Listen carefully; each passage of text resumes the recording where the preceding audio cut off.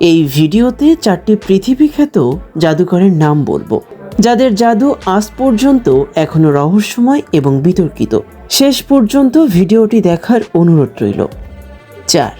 শিন Lim. Canadian এই জাদুকরকে পৃথিবীর সেরা কার্ড জাদুকর বলা হয়।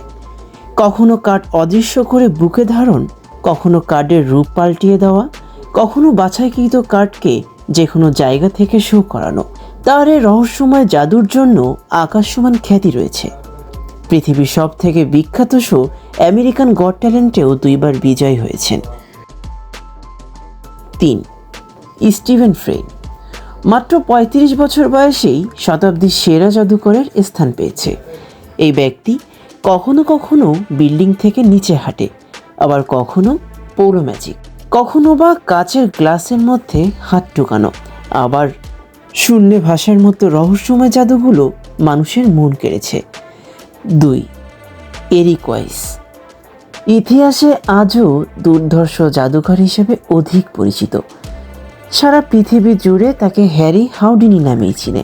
হাঙ্গেরিয়ান এই জাদুকর আকাশচুম্বী অট্টালিকা থেকে ঝুলানো দড়ি, একটি দুধের পাত্রের মধ্য থেকে পালাতে এবং শ্বাস আটকে রাখার মতো কঠিন চ্যালেঞ্জ তিনি নিয়েছিলেন। রবার্ট হাউডিনির আত্মজীবনী পড়ার পর পেশাদার জাদুকর হয়ে উঠে তিনি নিজেকে এই নামে ডাকতে শুরু করে। 11 বার গিনেস বুকে রেকর্ড করা জাদুকরের ইতিহাস শোনার আগে আমাদের পেজটি ফলো করে রাখুন। 1. David Copperfield.